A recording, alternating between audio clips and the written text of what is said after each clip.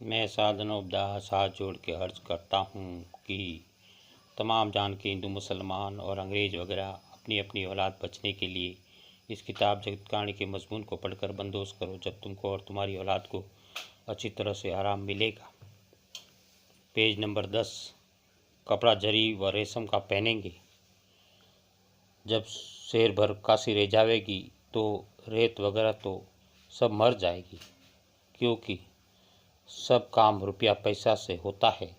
ब्याह शादी में कपड़ा वगैरह कहाँ से आवेगा, और बगैर बलद गाय के खेती बाड़ी के काम किस तरह से चलेंगे, और बगैर पैसों के दुनिया का कोई काम नहीं चल सकता है। और जब रेत तबाह हो जाएगी तो राजा बादशाह क्या करेंगे। रेत बगैर राज ही नहीं, क्योंकि पैसे बगैर दुनिया के कार्य चले ही नहीं, और पैसे बगैर रेत मर ही जाएगी। और इन सौदागरान ने काल पड़ा पड़ा कर धन अपने काबू में कर लिया है, और जो कुछ की बाकी रहा है उसको भी काल पड़ा पड़ा के काबू में कर लेंगे। और ये सौदागर धन को जहाज में लाद लाद कर रावण की तरह से दरियाओं के पार लिए जाते हैं। जैसे कि रावण लंका में ले गया था, उसी के माफिक ये भी लिए जाते हैं। और फिर पहले से दुनिया में ये बात भी इन्होंने चला दी है कि शेर काशी रहेगी, वो दौलतमंद होगा, और दुनिया की आंखों देखते धन को ले जाते हैं, और दुनिया की बुद्धि भस करके ऐसा सुझाते हैं कि अंग्रेज ले जाते हैं और लिए जाते हैं ये बनिए। सो दुनिया का कुछ दोष नहीं, क्योंकि दुनिया की बुद्धि तो इन्हों के जादू में इन्होंने कैद कर रखी है, और आंखों देखते ये बनिए धन को रेल में व जहाज में लाद कर लिए जाते हैं, और दुनिया की बुद्धि भ्रष्ट होने के सौ से खबर नहीं पड़ती। और इन्होंने कैसी अक्लमंदी की है कि ये बनिए जब दूसरी विलायत के लोगों को हिंदुस्तान में लावेंगे तो वो दूसरी विलायत के लोग दुनिया में ये बात सुनेंगे कि हिंदुस्तान का पैसा अंग्रेज ले गए, तो फिर वो अंग्रेज़ों से लड़ेंगे, और असल में ये बनिए अंग्रेज़ों से लड़ावेंगे, परंतु आप ये अलग के अलग और न्यारे के न्यारे रहेंगे। और शेर काशी की बातें इन बनियों ने ही पहले से ही चलाई हैं।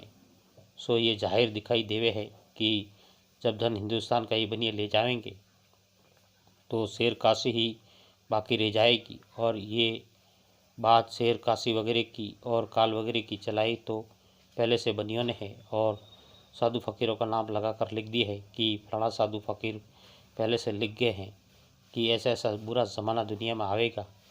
सो अगर साधु फ़कीरों को पहले से मालूम होता तो वो ये भी लिख जाते कि ये बनिए राक्षसी जाल दुनिया का बुरा होने के बाद से चलावेंगे। सो वो तो बेचारे परमेश्वर की भक्ति करते थे और उसका नाम लेते थे अपने जीव का भला होने के वास्ते। सो ये बनिए इस जाल को प्रगट और छोड़ने आने के वास्ते अपने सर रावण के माफिक नहीं लेते, जैसे रावण अपने सर नहीं लेता था।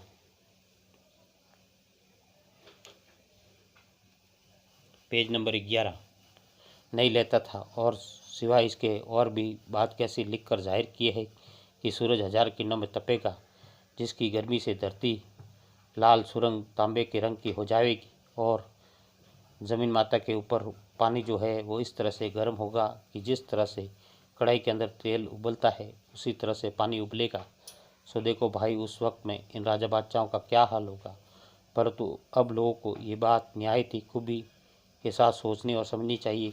और जो और ये जो आग में इन सौदागर महाजनान ने किताबों के अंदर लिख कर जाहिर की है, ये कुल सौदागर महाजनान की जालसाजियाँ हैं, क्योंकि सूरज 1000 किरणों में नहीं तपेगा, ये तो तमाम जान को भूल बताई है। परंतु ये ऐसा तो ज़रूर करेंगे कि ज़मीन मातों को अग्नि का रोग करके बीमार कर देंगे, जिसकी वजह से धरती सुरंग तांबे के रंग की हो जाएगी और पानी भी तेल उठने के माफिक उठेगा।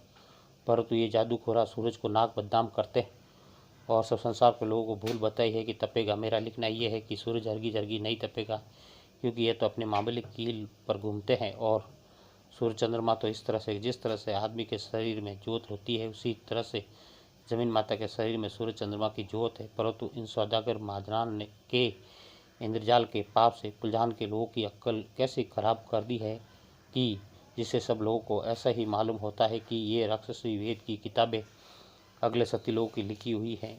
जिससे उनको काम में लाते हैं, परंतु उनको ये बिल्कुल मालूम नहीं है कि जितनी किताबें राक्षस वेद की है वो कुल सौदागर महाजरान की है और इनकी चलाई हुई है, परंतु नाम उन किताबों में अगले सत्यलोगों का लिख कर जाहिर किया है, जिससे तमाम लोग उन किताबों को पढ़ते हैं और उन्हीं के ऊपर चलते हैं। हालांकि रात दिन खराब होते जाते हैं तो भी नहीं समझते हैं कि इन बनियों ने रावण के मुआफिक राक्षस वेद की किताबें और टिप्पणा वगैरह चलाए हैं, क्योंकि संसार की बुद्धि राक्षसी पाप में कैद हो रही है। इससे नहीं समझा जाता, क्योंकि जब रावण वगैरह ने पाप चलाया था तो देवता स्वरूपी जो लोग थे उनको भी नहीं मालूम होता था। जब शनिचर ने वाकिफ किया, जब संसार वाकिफ हुआ, इससे मैं हाथ जोड़ के अर्ज करता हूँ कि कुल जहान के राजा बादशाह और रैयत एक दिल होकर इन बनियों के राक्षसी पाप को छुड़ाओगे जब तुम्हारे बाल बच्चे बचेंगे। साधन उपदास किताब जगत कहानी छावनी एरमपुरा शिवगंज मारवाड़ 30 70 27 फ़ोन नंबर 029 76 27 30 24।